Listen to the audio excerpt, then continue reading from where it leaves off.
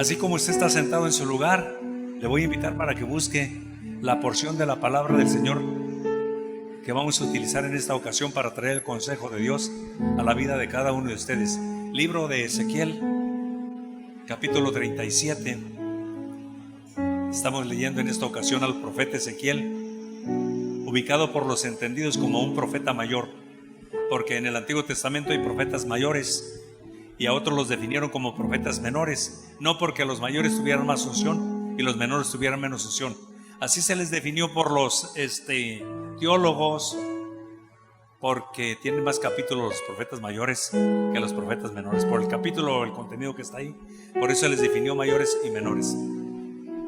Muy bien, Ezequiel capítulo 37. Vamos a dar lectura a los primeros 14 versículos, que es la porción bíblica que estaremos desarrollando en esta ocasión. Dice así la Biblia: la mano de Jehová vino sobre mí y me llevó en el espíritu de Jehová y me puso en medio de un valle que estaba lleno de huesos secos y me hizo pasar cerca de ellos por todo en derredor. Y he aquí eran muchísimos sobre la faz del campo, por cierto, secos en gran manera. Y me dijo: hijo de hombre, ¿vivirán estos huesos? Y dije: Señor Jehová, tú lo sabes. Me dijo entonces: profetiza sobre estos huesos y diles: huesos secos, oíd palabra de Jehová. Así ha dicho Jehová el Señor a estos huesos: he aquí, yo hago entrar espíritu en vosotros y viviréis, y tendréis tendones sobre vosotros, y haré subir sobre vosotros carne, y os cubriré de piel, y pondré en vosotros espíritu, y viviréis, y sabréis que yo soy Jehová. Profeticé pues como me fue mandado, y hubo un gran ruido mientras profetizaba, y he aquí un temblor, y los huesos se juntaron cada hueso con su hueso, y miré, y he aquí tendones sobre ellos, y la carne subió, y la piel cubrió encima de ellos, pero no había en ellos espíritu. Y me dijo: profetiza al espíritu, profetiza, hijo de hombre, y di al espíritu: así dice Jehová el Señor, espíritu, ven de los cuatro vientos y sopla sobre estos muertos y vivirán. Y profeticé como me había mandado, y entró espíritu en ellos y vivieron, y estuvieron sobre sus pies, y un gran ejército en extremo. Me dijo luego: hijo de hombre, todos estos huesos son la casa de Israel. Ahí está la explicación de esta profecía o de este panorama. Y me dijo: hijo de hombre, todos estos huesos son la casa de Israel. He aquí, ellos dicen: nunca nuestros huesos se secaron y pereció nuestra esperanza como del todo destruidos.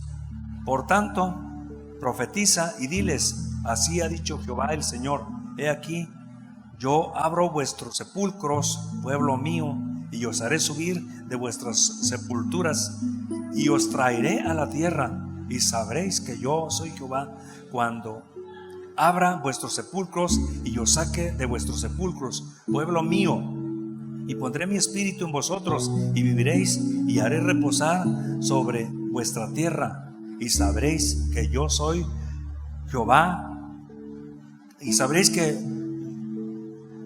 yo Jehová hablé y lo hice, dice Jehová. Gracias, Señor, en estos momentos te adoramos. Tu presencia, tu gracia, tu Espíritu Santo esté en mi vida, y concede que tu palabra traiga una excelente bendición a todos los que estamos aquí reunidos. Yo te lo ruego en el precioso nombre de nuestro Señor Jesucristo. Gracias por siempre. Amén. Este pasaje de la palabra del Señor es muy especial. Hay un ambiente triste ahí, lúgubre, de muerte, pero también hay un momento de esperanza y una palabra de que la vida viene para esos huesos secos. El mensaje, pues, es un momento de revelación para Dios revelarle al profeta que la nación de Israel tiene casi 70 años como muertos, están en la esclavitud babilónica, y es como un gran ejército muerto, pero que viene el poder de Dios sobre ellos y viene el tiempo de Dios sobre ellos. Y este es un pasaje muy especial.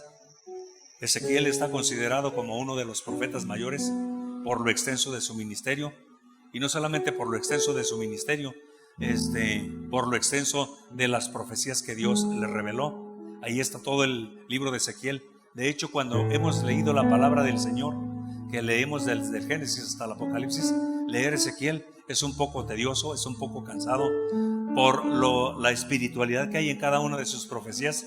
Y hay una palabra con la que uno se encuentra recurrentemente en este libro de este profeta: hijo de hombre, hijo de hombre, hijo de hombre, hijo de hombre por allá y hijo de hombre por acá.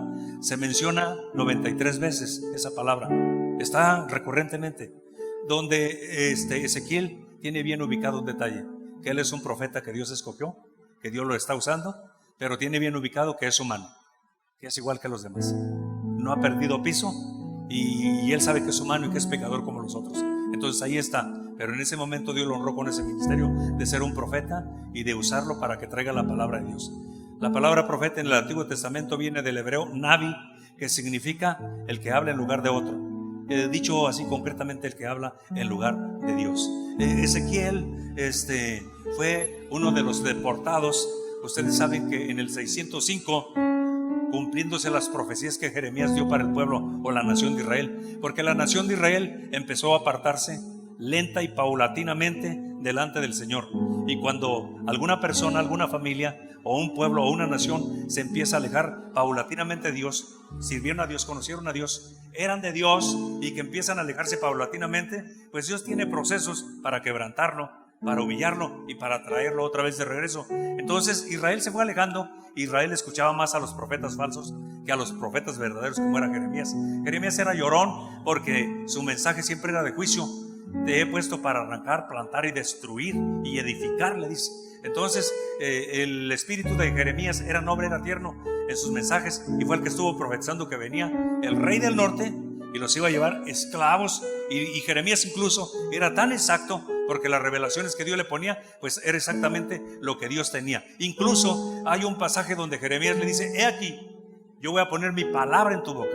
Ni siquiera vas a estar razonando lo que vas a decir, ni siquiera va a ser cuestión de que lo sientas acá en el corazón. Yo voy, le dijo Jehová, yo pondré mi palabra en tu boca. Por eso Jeremías dice: van a estar cautivos por su pecado, por alejarse de Dios, y van a estar cautivos 70 años. Entonces Jeremías fue un profeta preexilio. Ezequiel era un jovencito, o tal vez un adolescente, porque Ezequiel fue transportado en el año 597 antes de Cristo, que fue cuando llegó Nabucodonosor. Llegó en el 605 y se llevó a la realeza. Va Daniel, Ananías, Misael y Azarías. Van los amigos de Daniel, eran de la realeza. Digo, busquen de la realeza, lo vamos a meter a nuestras universidades cuando están en Babilonia. En el 597, 8 años después, vuelve otra vez Nabucodonosor y se lleva 10,000 cautivos. La gente responsable, la gente trabajadora, la gente que producía resultados, y entre ellos, así dice la historia, iba Ezequiel. Aquí casi están por terminar la cautividad. Así es de que si duraron 70 años, échele 70 a 10 que haya tenido o 15 que haya tenido. Estamos hablando de 85, 90 años. Era un adolescente cuando él fue llevado entre los cautivos. Ya era profeta, ya Dios los tenía escogido. Y aún cuando está la nación bajo esclavitud, y aquellos guardaron sus arpas y están lejos de Dios, y no hay un incentivo o una motivación, espiritualmente están secos, no hay ninguna manifestación sobrenatural que los inspire a adorar a Dios. No obstante, dice el Salmo, que colgaron sus arpas. No obstante a todo ello, hay un profeta de Dios en medio de ellos, el hijo de hombre, hijo de hombre, hijo de hombre. 93 veces repiten la frase. Y ahora dice que vino la mano de Jehová, y dice que lo llevó en el espíritu. Así es de que, si me permite, esta revelación que tiene Ezequiel no es literal, es en el espíritu. Permítame decirlo para que entiendan, como si hubiera caído en un éxtasis, algo así. No la está viendo con sus ojos carnales que se los comieron los gusanos, como luego dicen. No lo estaba viendo así. Era en el espíritu, era más adentro, era más profunda. Y dice que vino la mano de Jehová y vino en el espíritu y dice: vente, te voy a llevar hay un valle en Tel Aviv grandísimo, te voy a llevar. Y él piensa que lo lleva ahí, como que hubo una batalla inmensa entre dos ejércitos y como que se hicieron pedazos ahí y quedaron muertos a diestra y a siniestra. Luego vinieron las aves de rapiña, luego vinieron las fieras y tratando de comerse aquella carne descoyuntaron huesos, dejaron huesos por todos lados, y eso es lo que ve. Pero es una revelación que está teniendo en el espíritu, y Dios tiene una lección ahí bien grande, bien especial para el profeta y para el pueblo. En todo esto está hablando ahí de un campo de muerte. Huesos, calaveras, esqueletos, por todas partes, muerte. Pero con eso Dios le está diciendo: llegó mi tiempo. Número 2, tú eres el hombre que yo escojo. Número 3, viene la vida. Y si me permite encerrar toda esta porción de las Escrituras y esa reflexión histórica que yo les comparto en el siguiente pensamiento: el tiempo de cambiar llegó. 70 años como esclavos en Babilonia, y Dios lleva al profeta para que le diga: es tiempo, te estoy preparando a ti, estoy preparando a los sacerdotes, a otros líderes, y estoy preparando a los líderes como Esdras y como Nehemías, porque el tiempo de cambiar está por llegar, el tiempo de cambiar llegó. Ese es el tema que quiero compartir con ustedes en estos momentos. El tiempo de cambiar llegó. Escucha cuáles son los aspectos que aborda este pasaje en el tema: el tiempo de cambiar llegó. Número 1, hay una visión sobrenatural. Y me llevó en el espíritu, y la mano de Jehová vino sobre mí, y me llevó en el espíritu de Jehová, y me puso en medio de un valle que estaba lleno de huesos. Ese es el pasaje. Es una revelación muy triste, muy fuerte. Quiero que usted vea que en estos momentos, cuando Ezequiel está teniendo esta revelación, bueno, pues es una situación donde hay una especie de terror, de espanto, de fracaso, de destrucción. Hay un aspecto en estos momentos deplorable, y solamente es para Dios enseñarle cuál es la condición espiritual del pueblo de Israel. A los ojos de Dios, al paradigma de Dios, la nación de Israel es así: huesos, muerte por todos lados. La situación es deplorable, pero dice Dios: en lo imposible yo tengo un tiempo, en lo posible yo tengo un hombre, y en lo imposible, donde yo derramo mi presencia y derramo el Espíritu Santo, la muerte se cambia en vida. El tiempo de cambiar llegó. Esta es la situación que tenemos ahí en esos momentos, una situación muy triste, nada agradable, nada saludable. Creo que los espacios para las personas que mueren están reservados en nuestra cultura y por la sociedad. Les nombramos panteones, otros les nombran camposantos. Bueno, de santos no tiene nada, pero así le nombran. Ese es el lenguaje, son los modismos que tenemos. Alguien le nombra camposanto, de santo no tiene nada, es pura muerte. Panteones le nombramos en otro lugar. Entonces los panteones, pues es el espacio en nuestra cultura que se tiene para poner a nuestros muertitos. Pero si a usted o a mí Dios nos dijera: necesito que vayas, que llegue la voz del Señor, la mano del Señor y en el Espíritu que nos diga: necesito que vayas al panteón municipal que está ahí en San Jorge a las 12 de la noche. No se asusten, no les va a decir eso el Señor, porque ya los veo que están temblando algunos. Voltearon y se vieron a ver quién es. Bueno, a nosotros por principio de cuentas eso nos causa cierto miedo. Los muertos no hacen nada, pero causa miedo. No es el lugar para estar. Y lo lleva en el Espíritu para decirle: así de desagradable y así de horrible y así de espantoso, te causa miedo. Así está la nación de Israel. Pero yo tengo tiempos escritos en el cielo en el que vengo y trato con las gentes y les doy mi vida porque los amo. Entonces esto es bien tremendo, bien especial. Nos daría miedo. En la mañana lo dije y lo vuelvo a decir ahorita. Creo que los únicos que visitan los panteones sin ningún temor son los que trabajan el aspecto del ocultismo: brujos, hechiceros, satanistas, santeros, y los visitan para hacer conjuros y para hacer otras cosas. Solo ellos, porque pues se habla de muerte, no se habla de otra cosa. Pero en esta ocasión, la revelación que tiene Ezequiel en un éxtasis es en el espíritu, donde Dios le está enseñando: hay muerte en tu nación está muerta, pero los tiempos se están por cumplir y tú eres el hombre que yo escojo. Y le está diciendo: y te necesito que te levantes y hables a esos huesos secos. Y esto es muy interesante, muy importante, porque el mensaje ya va ahí. El hombre que Dios tiene: profetízales, háblales, intercede, testifícales, háblales, porque el tiempo viene. Es el mensaje que le está dando en esta ocasión a este gran hombre de parte de Dios. Secos en gran manera, blanquizcos. Era horrible y deplorable aquella situación. Se refleja entonces evidentemente en esa frase de secos y tantos huesos. Refleja que el panorama era lo más catastrófico, lo más horrible, lo más espantoso que pudiera haber. Había pasado mucho tiempo, el sol los había puesto blancos.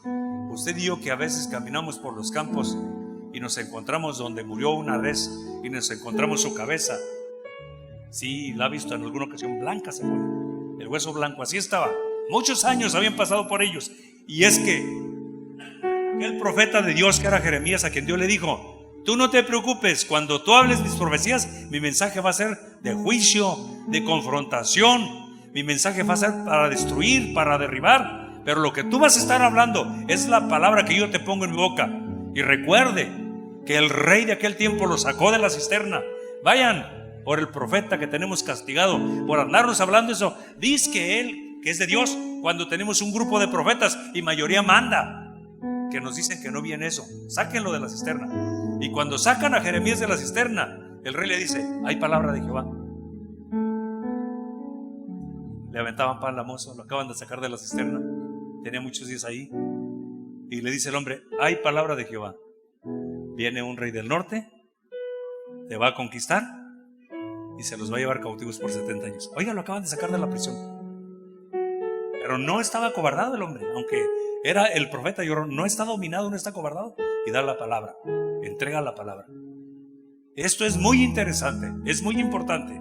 La palabra de Dios es la espada del Espíritu. La palabra de Dios es viva y eficaz, y donde se habla la palabra de Dios, te aseguro que trae cambio de pensamiento y también afecta la conducta. Trae un cambio en la conducta. Todo libro que tú lees te trae, por principio de cuentas, una forma diferente de ver las cosas. Te trae un cambio en la mente, pero luego te trae un cambio en la conducta. Lo hace porque lo hace. Pero el único libro que tiene vida y que la transmite y cambia a las personas es el libro sagrado, es la santa palabra de Dios. Por eso en esta ocasión, cuando lo lleva al valle de los huesos secos, le dice: profetízales, entrégales mi palabra. Usted y yo estamos en la casa de Dios por la palabra que se nos habló. Sea bendito el nombre de Cristo Jesús. La palabra cambió nuestro entendimiento y luego cambió nuestro corazón, y los de afuera terminaron diciendo: te lavaron el cerebro. Dígale: sí, la palabra de Dios cambió muchos conceptos equivocados que yo tenía. Dios cambió muchos conceptos equivocados y torcidos que yo tenía. Dios hizo un cambio en mi forma de comportamiento, porque al final lo que usted y yo vivimos y tenemos es más allá que una religión. Es nada más y nada menos que el trato de Dios por medio de su palabra y por medio de su Espíritu. Profetízales, di que el Espíritu venga sobre ellos. Dale un aplauso al Señor en estos momentos.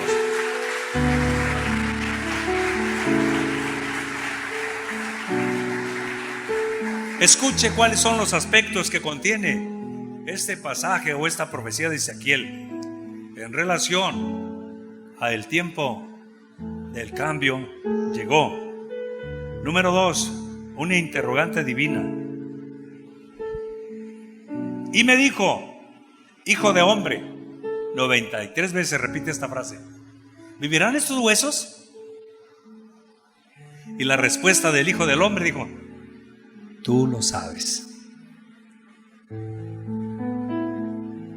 ¿Vivirán? Se refiere a la nación de Israel. Tú lo sabes. Lejos de Dios. Sí, si Dios los castigó porque estaban lejos de Él, en pecado, Imagínense ahora en Babilonia cómo están. Hasta las arpas colgaron. Lejos de Dios vivirán. Cuando ve los huesos le dice: tú lo sabes, permítame. Todos en las cuestiones de la fe, alguna ocasión razonamos las cosas. El racionalismo existe. Europa está lleno de maestros humanistas y racionalistas. El racionalismo o el método racionalista es el método que está prejuiciado, o el método que te enseña que lo sobrenatural y lo divino no existe. El racionalismo te enseña que Dios no existe. El racionalismo te enseña que los milagros de los que hablan los evangelios son mitos. Eso te enseña el racionalismo. El racionalismo en Europa fue donde empezó Dios a tratar y a bendecir. Entonces está en su apogeo. Pero no obstante, aquí en México, en las escuelas te lo enseñan mucho. Es lo que te enseñan. El racionalismo está en contra. Y alguna ocasión usted y yo es inevitable que no razonemos. Y cuando razonamos nos pasa lo que le pasó a Ezequiel. ¿Vivirán en sus huesos? Y como que Dios le hiciera otra pregunta, o él mismo hizo la pregunta: ¿cómo la ves? ¿Qué respondió Ezequiel? Tú lo sabes. Yo esto lo veo imposible. Tú lo sabes. Llegan problemas a la familia, y problemas que cambian todo, te asfixian. Problemas que parece que no tienen solución. Y Dios te hace la pregunta: ¿crees que este problema tiene solución? Y como estamos dominados en el ambiente del valle de los huesos secos, tú lo sabes. Imposible. Nuestra fe se sacudió, fue zarandeada por ese problema, por esa circunstancia, por esa enfermedad. Fue zarandeada como el trigo. Y uno dice: pues tú lo sabes. Pero luego viene ahí ese momento especial. Pues profetízales, háblales. Todos tenemos a veces problemas que pareciera que no tienen solución. Alguna ocasión, en parte de la familia, tal vez se hace la declaración que alguien está enfermo. Todos tenemos familiares que no son convertidos, que no se han acercado a Dios, y todos le echamos una vueltecita así: no, imposible que se convierta. Con el mejor de los respetos, en algún tiempo pensamos que el hermano Lupe Ayala, imposible que se convirtiera, era judicial. Y Paulín y la hermana Marcela saben de lo que hablamos. Imposible. Pues se convirtió. Ya por todas las oraciones de su mamá, de su esposa, de sus hijos, se convirtió. Y un día llega de por allá a Torreón, porque se fue un tiempo a Torreón, y me dijo: ya soy convertido, soy mormón. Le dije: no, hombre, usted no es mormón. Y al tiempo aquí estaba con nosotros, porque se convirtió. Lo encontraron así listo para convertirse, y los mormones le ayudaron a que se convirtiera. Se convirtió por las oraciones. ¿Usted crees que vivirán estos huesos? ¿Crees que se convertirán estos? No, háblales, ora por ellos. No dejes de hablarles, no dejes de interceder por ellos. A lo mejor sus ojos y mis ojos no los alcanzamos a ver, pero le aseguro que se convierten, porque Dios tiene poder y porque Dios tiene los tiempos. Sea bendito el nombre de Jesús. Le aseguro que el problema tiene solución, porque hay un Dios en los cielos que tiene el control de todas las cosas. Háblales, intercede, ora, pídele, clama, y verás que se convierten, viven. Bendito el nombre de Cristo Jesús. Tú lo sabes. Razonó el Hijo de Hombre las cosas, utilizó el método racionalista y dijo: pues esto está difícil, esto es imposible, están blanquizcos, son miles y miles de huesos. ¿Cómo se juntarían los huesos que van con cada cuerpo, con cada esqueleto? Imposible, se le hace imposible. Pero para Dios, recuerde, no hay problema imposible y no hay corazón difícil que no se pueda convertir. Háblales, ora, profetízales, diles que Jesús es el Señor, diles que Dios los ama, diles que Dios tiene un plan de vida para ellos. Dale un aplauso al Señor. Bendito el nombre de Jesús.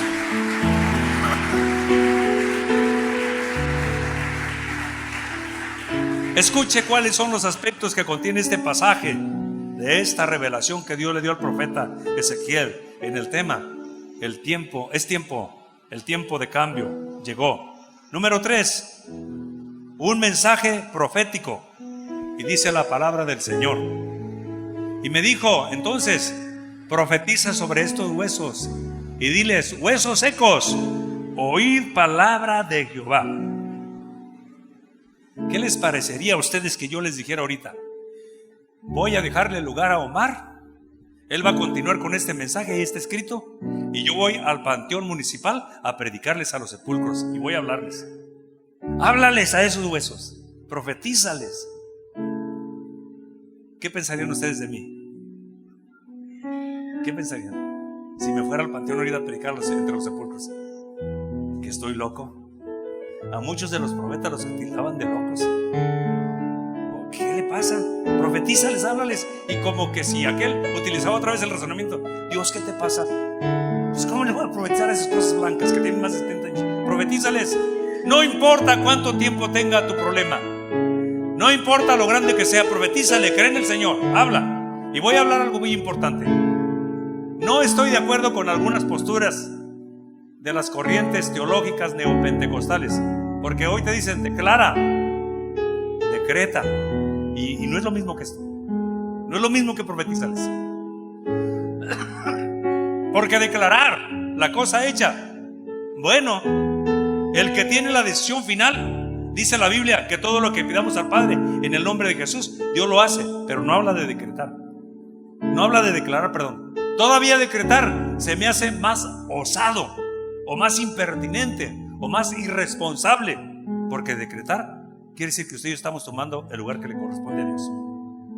Eso significa decretar, tomar el lugar que le corresponde a Dios. ¿Quién soy yo para estar decretando? No, espérame. Profetizar es una cosa, declarar es otra cosa, decretar es otra cosa. Son terrenos neopentecostales o corrientes muy equivocadas y muy peligrosas, porque decretar quiere decir que tú y yo nos ponemos en el lugar de Dios y que se hace lo que nosotros decimos. No, el único absoluto y el único soberano es Jehová y está en el trono. Pero si a Él le pedimos todo lo que le pidamos al Padre en el nombre de Jesús, Él lo hace. Por eso hay que mencionar a nuestros hijos: sálvalos. Por eso hay que ponerle nombre al problema. Este es el problema, trátalo. Oh Señor, yo te pido que te manifiestes y hagas una solución especial. Y esto de declarar y decretar, pues fíjese que no es nuevo. Desde que yo empecé como ministro existía. Por allá en los 80s llegó a la mano de todos nosotros los predicadores el libro intitulado La Cuarta Dimensión, del doctor Paul Yonggi Cho, el pastor de la iglesia más grande en Seúl, Corea, que tenía miles en ese tiempo. Y ahí en ese libro viene algo que escribe una experiencia que tuvo el pastor Paul Yonggi Cho con un pastor que visitó en los Estados Unidos, una iglesia grande de aquel tiempo, bonita. Y una de las muchachas que estaba encargada del grupo de la alabanza o del coro, el pastor Paul Yonggi Cho le pregunta algo al pastor sobre esa muchacha. Dice: ¿Qué muchacha tan consagrada? ¿Qué muchacha tan carismática? ¿Qué muchacha tan llena del Señor? ¿Quién es su esposo? Y le dice el doctor Paul Yonggi, le dice el pastor: no tiene esposo. Y le dice el doctor: ¿me permites platicar con ella? Y ya dice el doctor Paul Yonggi Cho que se sentó a platicar con ella. Se me hace que Dios no te ha contestado porque no ha sido muy directa con lo que le pides. Toma una hoja y toma un papel. Toma una hoja, perdón, y toma una pluma. Y le dice: ¿cómo te gustaría que fuera tu esposo? ¿Alto, mediano o chaparrito? ¿Alto? Bueno, pues ponle alto. ¿Delgado? ¿Medio llenito o bien llenito? No, pues delgado. Pues ponle delgado. ¿Ojos negros, cafés o azules o verdes? Verdes, pues ponle verdes. ¿Qué te gustaría que hiciera en la iglesia? No, pues que fuera maestro en la iglesia y director de alabanza. Pues ponle ahí. ¿Qué te gustaría, qué carrera profesional te gustaría que tuviera? Pues maestro, pues ponle maestro. Y al año volvió el doctor Paul Yonggi Cho a esa iglesia y el pastor le tenía la nueva, que la solterona se había casado y que era exactamente lo que había escrito. Ahí lo tenía. Bueno, cuando yo leí eso, era el 1982 y le dije: Señor, quiero una Ford blanca 1982, una pickup, y hasta la fecha la estoy esperando. Decreta, declara: no es cierto, no es así, no funciona. Está la soberanía de Dios. Estamos en el 2015 y yo hasta la fecha estoy esperando. Y ya ni me gustaría si me la regalara el Señor. 1982, blanca, pickup, Ford, quería estándar. Entonces, no es así. Y usted también ha decretado y ha declarado, y hay cosas que no se reciben, no, pero Dios sí nos dice, háblales, no dejes de hacerlo, no dejes de creer, no dejes de clamar, no dejes de interceder, hazlo, porque en su tiempo Dios tiene la respuesta. Bendito el nombre de Cristo Jesús para siempre. ¡Ah, qué bueno es el Señor!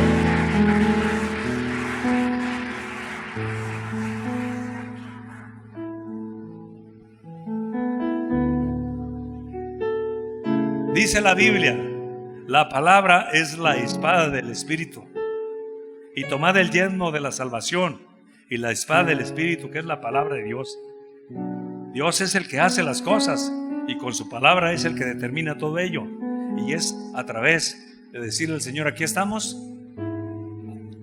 Agiganta mi fe, activa mi fe y combina tu soberanía con mi fe, porque tú eres absoluto y tú eres el que determinas si lo contestas, si no lo contestas. Le habló a los huesos, y cuando le habló a los huesos también dice, profetízales, profetiza al Espíritu. Y es cuando Ezequiel dice, Espíritu de los cuatro vientos, está diciendo Dios interviene. O sea, cuando dice profetiza al Espíritu, y Ezequiel le dice Espíritu de los cuatro vientos, de los cuatro polos, que tiene el control de todo, trae la vida. Entonces, no importa cuál sea el problema, la necesidad o lo duro que sea tu familiar, si tú le dices a Dios, Espíritu de Dios, Espíritu Santo, sopla con ellos, confróntalos, llévalos al quebrantamiento, llévalos a la convicción, llévalos al arrepentimiento, que caiga la convicción de culpa, de pecado, que son sucios, que son malos delante del Señor, para que ellos se sientan sucios y vengan de rodillas y le digan al Señor, perdóname, sálvame, cámbiame. Por duro que sea el corazón, si usted y yo empezamos a bombardear el cielo y decirle, sálvalos, y sálvalos, haz la obra en ellos, Dios va a tocar a esa gente dura, Dios va a cambiar a esa gente dura. Papás, estás teniendo problemas con tus hijos y hay muerte en sus vidas, Dios tiene la respuesta, Dios tiene la solución. Llegó esta mañana el hermano Rascón a mi oficina y me dice, ¿sí vio las noticias en esta semana? Le dije, pues vi una parte, no todo. Y dice, encontraron 30,000 en una fosa clandestina en el estado de Oaxaca. 30,000. Y yo le dije, imagínese ¿cuántos de esos murieron sin el Señor Jesucristo? Digo, pues todos. Si los mataron, si los desaparecieron, pues es que andaban en un lugar no adecuado. Entonces, hermanos, nuestro trabajo con los nuestros y con la gente que no conoce al Señor, la vida de Dios está en nosotros, el Espíritu de Dios está en nosotros, y la gente esa está necesitada, está hueca, está vacía. Hay mucha gente que está desesperada, hay mucha gente que se está quitando la vida. Y vea, todos los días sale de casa alguien que se quita la vida, se cuelga, se toma una sobredosis, se pone una sobredosis, toma exceso de pastillas, se están quitando la vida. Es que la gente necesita al Señor que usted y yo tenemos, al Dios Todopoderoso que usted y yo tenemos. Es el que tiene la vida, y hay que decir, Espíritu de los cuatro vientos, sopla sobre mi familia, alcánzalos, confróntalos, redargúyelos, usa el método que quieras, sálvalos, cambia sus vidas. Dios cambia a las personas. La evidencia es que usted y yo hemos sido transformados por el poder del Espíritu Santo, por el poder de su palabra y por la sangre de Cristo Jesús. Sea bendecido el nombre del Señor.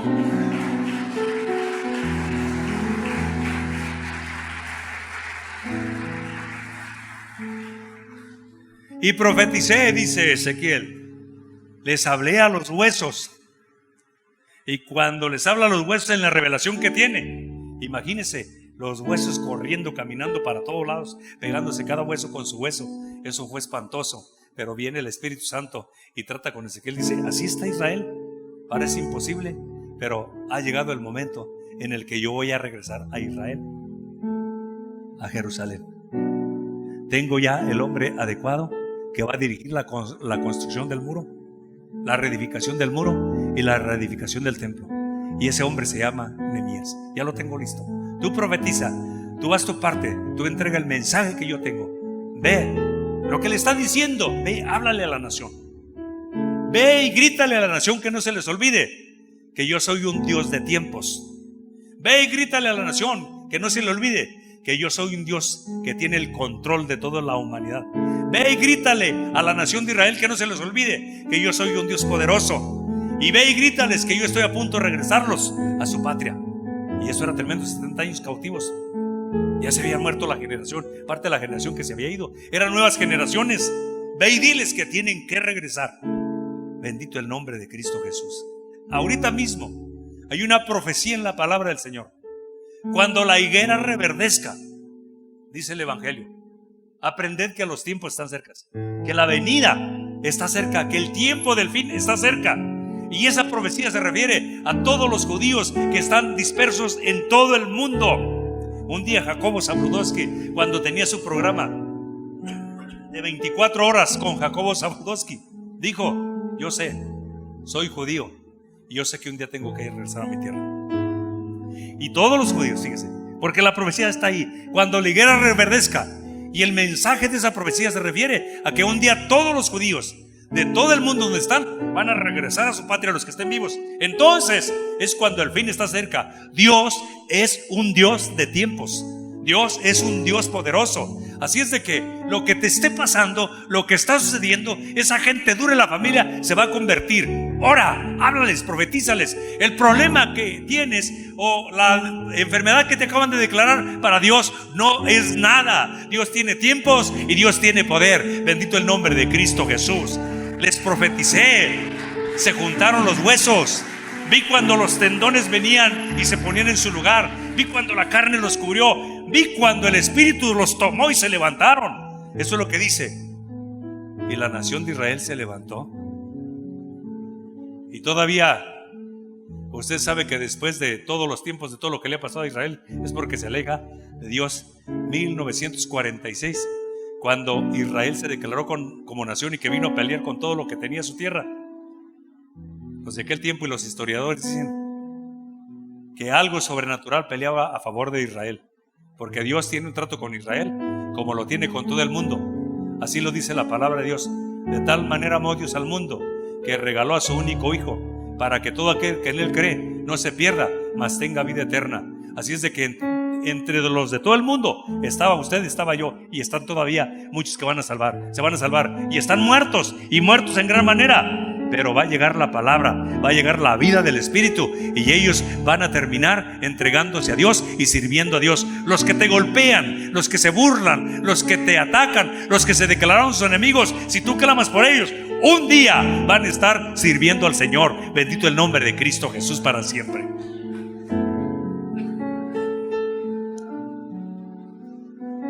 Escucha cuáles son los aspectos que contiene este pasaje en el tema: el tiempo del cambio llegó. Número 4. Es una manifestación omnipotente. Y ahí la declaración de la palabra del Señor dice: y hubo un ruido mientras yo profetizaba, y he aquí un temblor, y los huesos se juntaron, cada hueso con su hueso, y miré, y he aquí tendones sobre ellos. Y luego dice más adelante: vino la carne sobre ellos, y luego vino el espíritu de vida, y se levantaron. Si me permite enumerar lo que alcanzó a ver Ezequiel en esa revelación que tiene. Número 1, Dios toma la iniciativa y escoge al hombre de acuerdo al momento, y es el hombre que está preparado para ello. Número 2, Ezequiel es un siervo obediente y valiente, dispuesto a cumplir con la encomienda que Dios le da, porque se necesita eso. Número 3, Dios comparte su poder con el profeta y pone una unción especial en sus labios para que el pueblo de Israel despierte a su conversión. Número 4, la manifestación es contundente y poderosa. Aparecen los tendones, la carne, la piel y el espíritu de vida sobre ellos. Israel está por recuperar su retorno a su patria. Escuche cuáles son los eventos que contiene este pasaje en relación al tema: el tiempo del cambio llegó. Número 5, una tipificación original. Y vea lo que dice ahí la declaración de la Biblia. Me dijo luego: hijo de hombre, todos estos huesos son la casa de Israel. Es la nación de Israel. La revelación que te he dado representa a tu patria. representa a tus compatriotas. De ellos te estoy hablando. Es difícil que se recuperen como nación. Es difícil que regresen de la cautividad.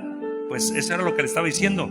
Y Dios le está diciendo: no hay imposibles, tengo tiempos y tengo todo el poder. Porque en sí de lo que le está hablando es de la resurrección o el resurgimiento político de Israel. Tienes que regresar a construir los muros y a levantar el templo, a instalar el sacerdocio nuevamente. Está hablando de la resurrección espiritual de la vida de Israel. Es de lo que está hablando. Y cómo Dios tiene tiempos especiales. Cuando usted va al libro de Isaías, perdón, al libro de Esdras, al libro de Nehemías, que son la gente clave, los líderes claves, que viene con el pueblo, aquellos que estaban muertos y que vienen a Israel y que encuentran todo destruido. Cuando usted lee la historia de esos hombres, Esdras es sacerdote, Nehemías un gran líder, hicieron todos los trámites políticos, todos los permisos, todas las cartas. Dios les dio gracia, se las dieron y ellos vienen. Y cuando llegan las naciones que están alrededor de Israel, usted piensa que están bien contentos porque Israel regresó de la cautividad. No, los líderes políticos de sus tiempos están enojados, están molestos y se hacen una confabulación para detenerlos y para aplastarlos, para no dejarlos que avancen. Pero Dios está con ellos, Dios viene con ellos, porque se unen por lo menos 3 reyes. Y uno de ellos, Sanbalat, cuando los ve que está edificando de forma sarcástica, va y les grita y se ríe. Dice: ese muro que están levantando, dice, si una zorra se sube por arriba de él, se los tumba. Qué cochinadas están haciendo. Ustedes no sirven para reconstruir muros. Es más o menos el lenguaje que está utilizando. Así como el diablo te dijo alguna ocasión: tú no sirves para ser cristiano, te doy 3 meses, a los 3 meses te vas a desconvertir. ¿Y ha pasado eso? Usted y yo estamos aquí en los caminos del Señor. Alguien le dijo, algún familiar, algún amigo, digo: no es cierto, ¿para qué les del cuento? Tú no sirves para eso. Pero aquí estamos hasta nuestros días. A lo mejor el diablo viene y te dice: tú no sirves para eso y tú no eres para eso. Pero si Dios está contigo, Dios te va a llevar adelante. Era el lenguaje. Pero dice la Biblia que tanto los líderes como el pueblo de Israel, listos, resucitaron de tal manera que cuando llegan y encuentran a Israel totalmente destruido, ruinas y ruinas y más ruinas, piedras por todos lados, pedazos de construcción por todos lados, ni por dónde empezar. Pero dice que el pueblo resucitó y resurgió de tal manera, políticamente y espiritualmente, que dice que empezaron con el muro.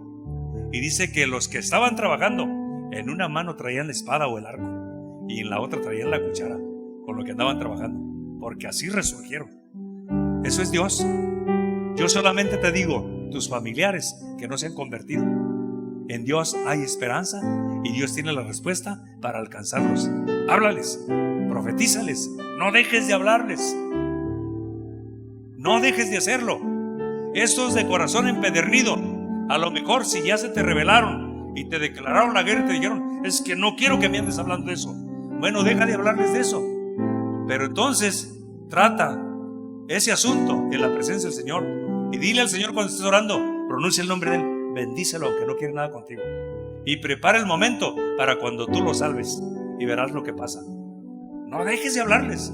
La vida está en Dios y el único que transforma y cambia a las personas es Dios, y todavía está en el cielo y todavía estamos en el tiempo de la gracia, y Dios puede derramar su gracia sobre esos familiares que no quieren nada y se van a convertir. Bendito el nombre de Cristo Jesús para siempre.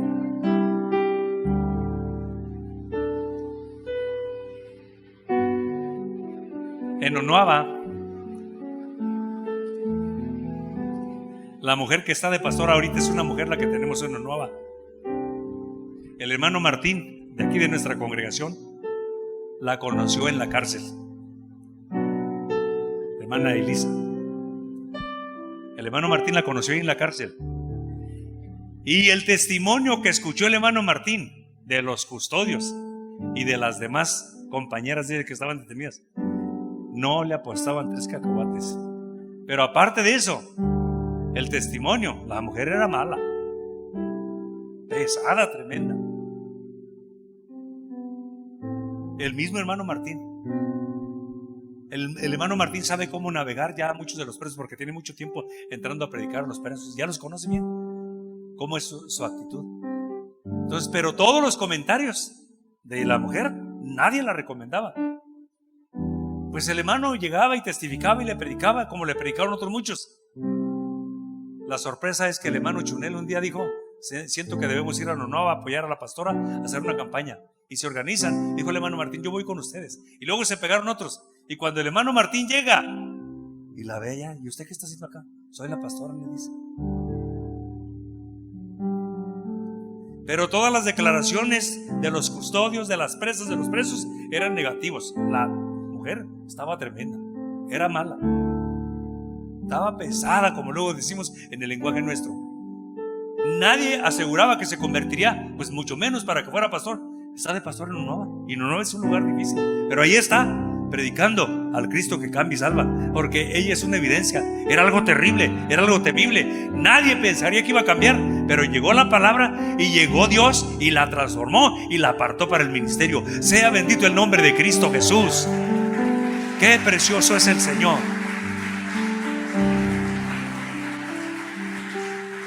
¿Crees que vivirán estos huesos? La pura verdad, como que le dijo el hombre con todas sus palabras: tú lo sabes, la pura verdad, dice. Yo no lo creo, yo lo dudo. ¿Crees que tu situación tiene solución? Pues humanamente hablando, pues la pura verdad tú lo sabes, pues. Pero ¿sabes una cosa? Tiene solución. Hay respuesta, hay esperanza. Dios es grande, Dios es poderoso. ¿Cuál es tu necesidad? ¿No te gustaría venir aquí y decirle al Señor: el campo y el ambiente es lúgubre, tétrico, hay muerte, la situación está difícil, yo no le veo solución, pero vengo a soltarte esto en tus manos? La Biblia dice: echa sobre mí tus cargas. Eso es lo que dice Dios. ¿Estás cansado? Ven y descansa. ¿Quieren estar de pie en estos momentos? Quiero invitar a los músicos que vengan en este momento a este lugar.